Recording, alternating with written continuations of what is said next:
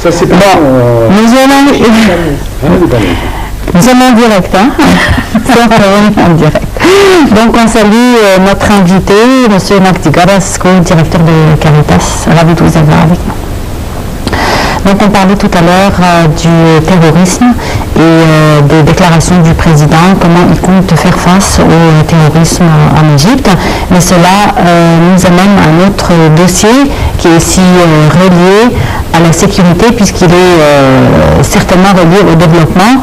Et c'est le développement en Égypte et la conférence de Sharm el-Sheikh qui apportera, on l'espère, de grands investissements pour l'Égypte. Donc votre évaluation de la tenue de cette conférence à l'heure actuelle en Égypte, est-ce que c'est un bon choix? Bien sûr, et surtout devant le défi du terrorisme, il faut faire quand même tout ce qui est positif. Moi, je trouve les démarches de notre président, de notre régime, de nos responsables, c'est très bien.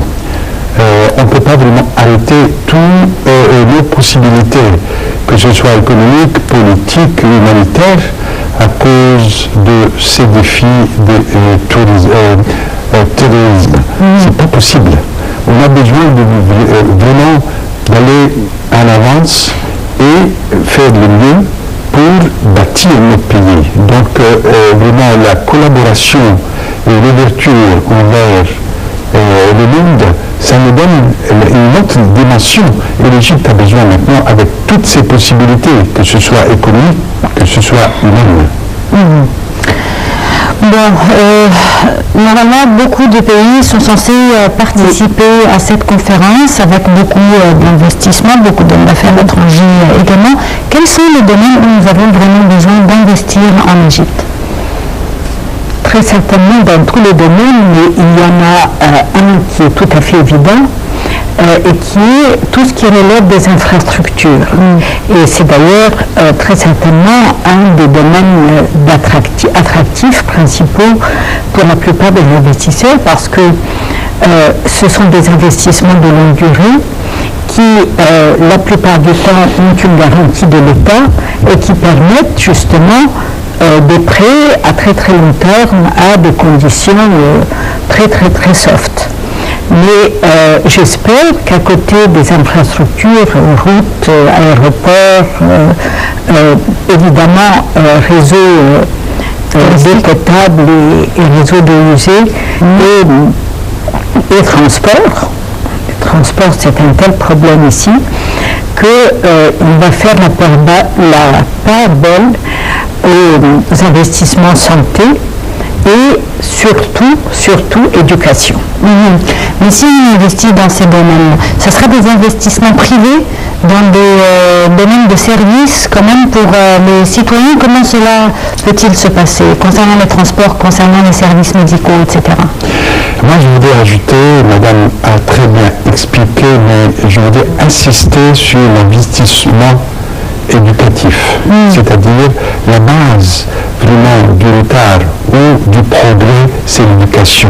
Et moi, je me rappelle, en 1961, Corée du Sud était comme l'Égypte, au même niveau économique, social.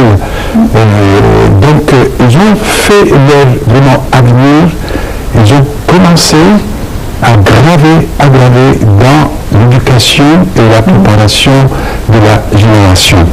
Et donc, vraiment, avec l'éducation, on peut vraiment faire face à tout, que ce soit l'économie, que ce soit le social, que ce soit même parce que quand je vois le comportement des uns et des autres, un petit peu les fanatiques, parce qu'il n'y a pas vraiment une possibilité de dialogue. On peut être vraiment pas d'accord, mais on peut aboutir aussi à un accord ensemble. Moi, je trouve donc que tout ça est basé sur l'éducation de base.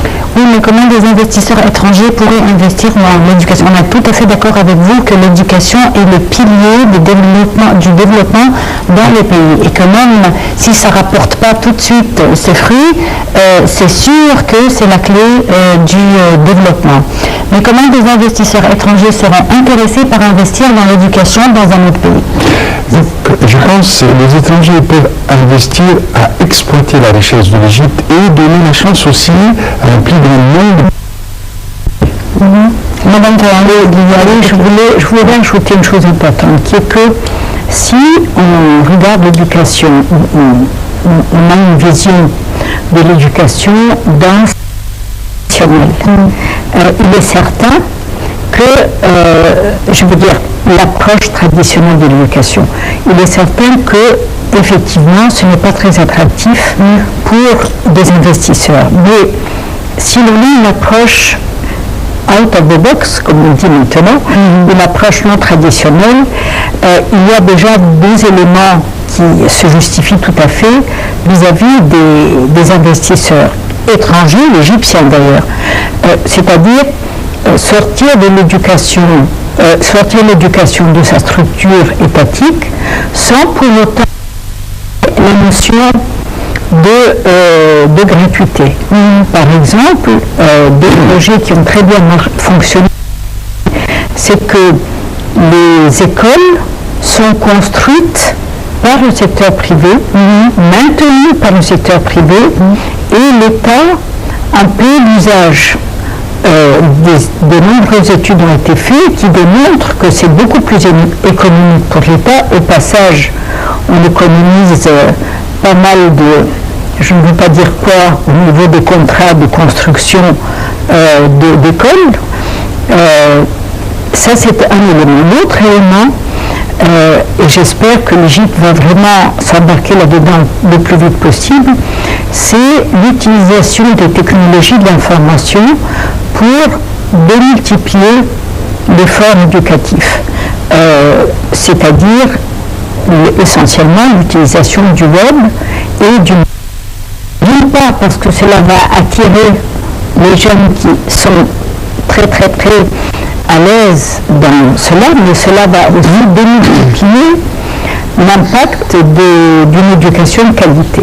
Et je veux juste rajouter qu'il y a également des études qui ont été faites qui démontrent l'éducation est sur le papier gratuite, mais si l'on additionne le coût des leçons particulières que paie chaque famille, en réalité, cela fait un budget tout à fait honnête si cet argent allait dans le même pot commun plutôt que de payer les leçons particulières données par tel ou tel professeur. Tout à fait. Mais pour redresser cette affaire de leçons particulières, il faudra redresser tout le système d'évaluation des enfants, surtout les manuels externes de ceux du gouvernement dont tous les élèves comptent. Donc oui, je pense que là, il y a beaucoup à faire. Professeurs, parce qu'en réalité, si je puis me permettre, ce sont eux qui sont l'écueil principal. Et la construction d'écoles, comme vous avez dit, les effectifs sont tellement importants. Nous avons des écoles où nous avons 80 et 90 élèves par classe. Et là, c'est vraiment impossible pour le professeur de bien pouvoir gérer son cours. Donc, vous m'avez posé la question comment les investisseurs étrangers viennent et ils peuvent contribuer dans l'aide à l'Égypte. Moi, je pense tout est possible et tout est valable, c'est-à-dire ils viennent pour gagner, que ce soit étranger ou locaux, mais ils peuvent donner par exemple un pourcentage, 1% ou 1 pour 1000, ça se fait partout. Donc il y a beaucoup d'aide sur leur intérêt. Donc je pense nous avons besoin de cette conception, comment on peut contribuer ensemble avec notre travail. Donc on leur donne l'occasion d'investir, de gagner. Ils vont gagner à tous les coups. Donc je pense aussi c'est une bonne contribution de leur part de collaborer et être solidaire à notre progrès. Bon, Madame Fawani voudrait parler de la visite du Premier ministre, M. Ibrahim Mahlab au Koweït, qui avait comme objectif l'invitation de la délégation koweïtienne et de l'émir du Koweït pour participer à la conférence, une invitation qu'ils ont bien reçue et ils ont affirmé leur participation à cette conférence. L'importance de cela. ce qui est à mes yeux très très important, c'est qu'il y a un court terme, un aspect stratégique. L'aspect stratégique est que avec tout ce qui se passe dans la région, avec une redistribution des cartes et des points